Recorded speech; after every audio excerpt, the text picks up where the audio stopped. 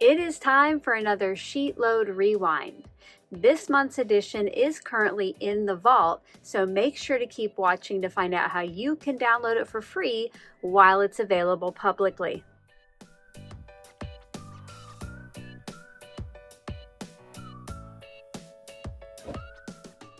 Hello crafty friends, my name's Alicia, but you can call me Crafty Al. And welcome, or perhaps welcome back to my channel. I'm so glad that you're here today. Each month I get together with some of my creative team members for a little SheetLoad Rewind. This is when we revisit a past SheetLoad of cards, sometimes updating it, sometimes just creating a new set. Once you're done watching my video, you can see what everyone else made this month by checking out the April 2026 Rewind playlist. I have it linked in the description box below, and I will also have it as an end card at the end of the video. As I always like to say, I know that each and every one of those team members would love for you to stop by, see what they created, and leave them some love. That means watch their video, give it a thumbs up, leave a comment. Any interaction helps, and I know they're probably like me, and seeing comments always puts a smile on my face. For this month's Rewind, we are revisiting the April 2023 SheetLoad of cards. This is a special edition to use your 6x6 paper, and you will not have a scrap of pattern paper left after you make your cards. With just 2 pieces of pattern paper, you can get 6 A2 cards that when they're finished will resemble this sketch on the front. As I mentioned in the beginning, this edition is currently in the vault and only available to channel members. But since this is the one we are revisiting, it will be out and made available publicly for 1 month. So if you weren't able to download it back in 2023, now is your chance. I will tell you at the end of the video how to download the free printable. I am using some goodies from Not Too Shabby. I used these same products in a video a few days ago, which up on screen now are the cards I made, and I will link that video in the description box below. I get to feature the A Little Sunshine One and Done stamp that my crafty friend Teresa made, which coordinates with one of my favorite dies. And also, oh you guys, I know that you saw me use the tulip pattern paper on the cards I just shared, and I want about 50 more sheets of this. But today what I'm going to do, instead of using 2 different pattern papers, I am going to use the same one and just spread the pattern out on the front of the card.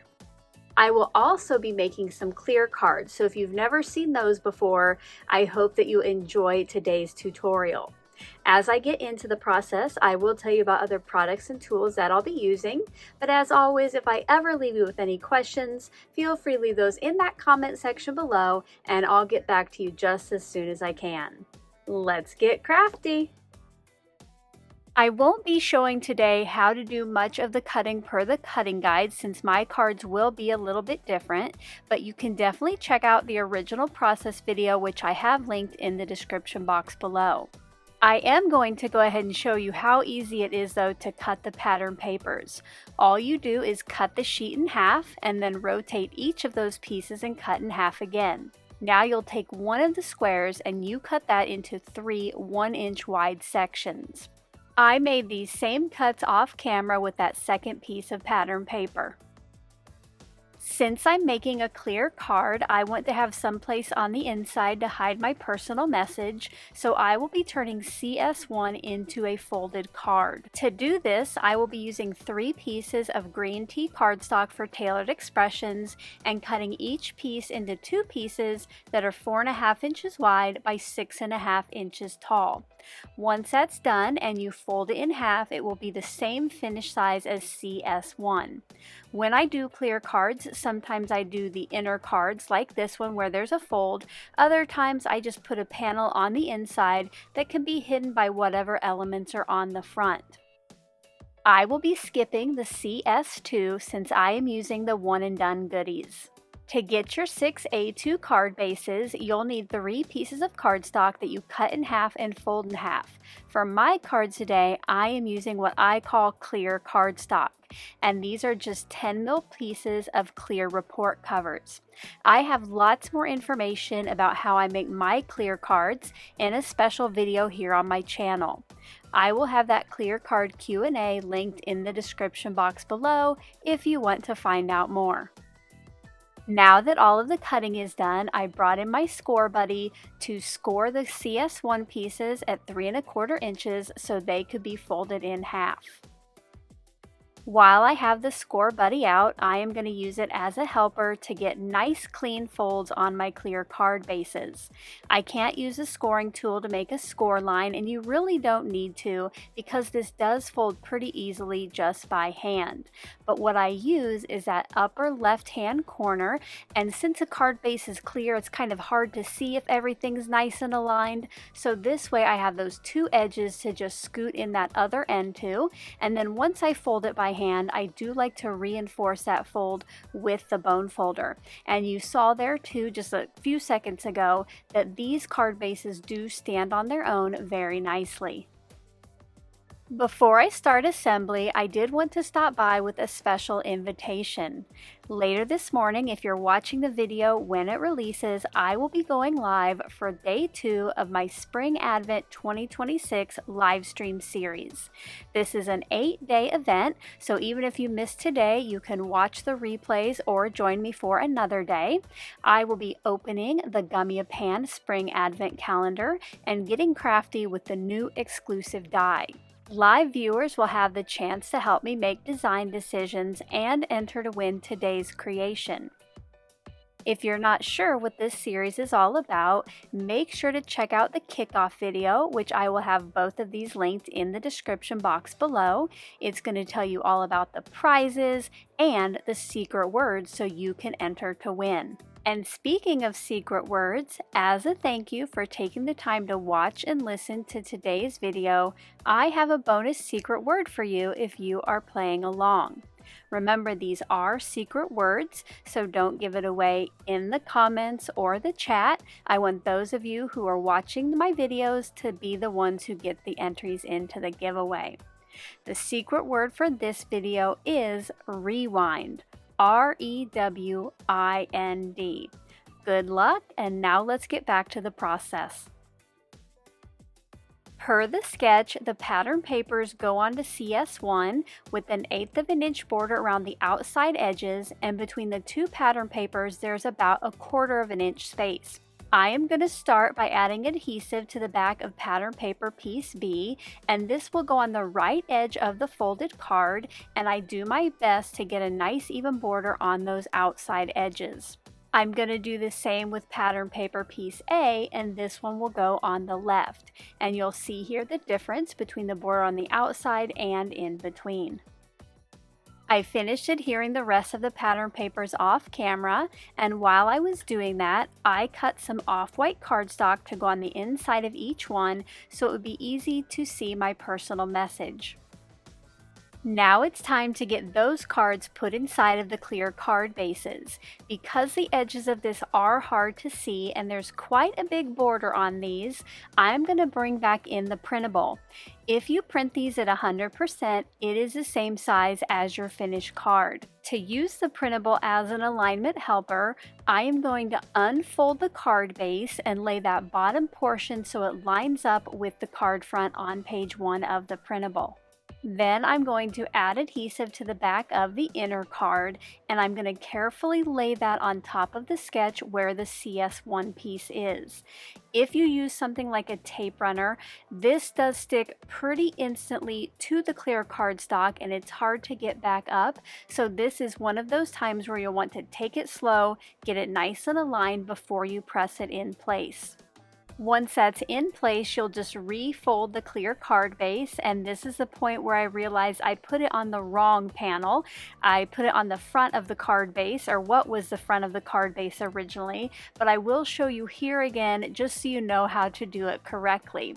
You're going to do the same thing, flatten your card base, but then you'll want to flip it over or flip it upside down so that the inside is what aligns with that sketch. One thing I love about clear cards is because you're decorating the front and the inside of the card and you can see everything all at once, you get some extra dimension without really adding bulk to the cards. Once all of those were put together, it was time to get our sentiments ready. For this, I'm going to use that a little sunshine stamp, and I'm going to stamp this once and we'll have 11 sentiments. So I'll have some left over from today's project.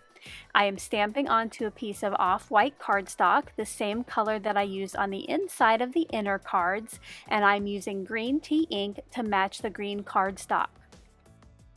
Once I had a nice crisp impression on the sentiments, I took that piece off camera to cut those out. I just love on this die how it gives you a little stitching detail around each of the edges. The sketch suggests using some kind of die cut between the two pieces of pattern paper, and you can do something like this, use a different shape, use an image. This is going to be one of those places where you can make sheet load your own. For my cards, I am going to use the suggestion from the sketch, so I chose one of the branches from the Itty Bitty Branches die set from Alta New. I will be using some of the green tea scraps that I have left over from cutting those inner card bases, and while I was off camera cutting those, I also cut some of the one and done dies from that same cardstock. These pieces will be adhered to the back of each of my sentiments at a little bit of an offset to have a shadow. Once all those were adhered together, it was time to finish the card fronts. I found that if I put my branch where it suggested on the sketch, it kind of got lost in that border there between the two pattern papers. So I moved mine over a little bit so it was on top of pattern paper piece B, and when I had a good location for that to help me hold it in place, I put one of my magnets at the bottom two leaves and added some dots of glue on the back of each of the ones on the top. Now I use liquid glue, and that's why I use my magnets, so I could leave that beneath there so it would have time to dry. But hindsight being 2020, I probably would have used glue dots or a dry adhesive for this, because it did kind of wiggle around on some of the cards, and then the liquid glue kind of eked out around the sides. Once the glue had dried on the branch, I added adhesive to the back of the sentiment and I got that placed onto the front. Now while the liquid glue does give me some wiggle time to get it adjusted and nice and straight, again you want to be careful and only put the adhesive right in the center of that piece. To finish the cards off and add a little sparkle, I brought in some gold glitter dots. These are nice and flat but still have lots of shine. I scattered 5 across the front of each card, and here are some close-up looks at the finished set.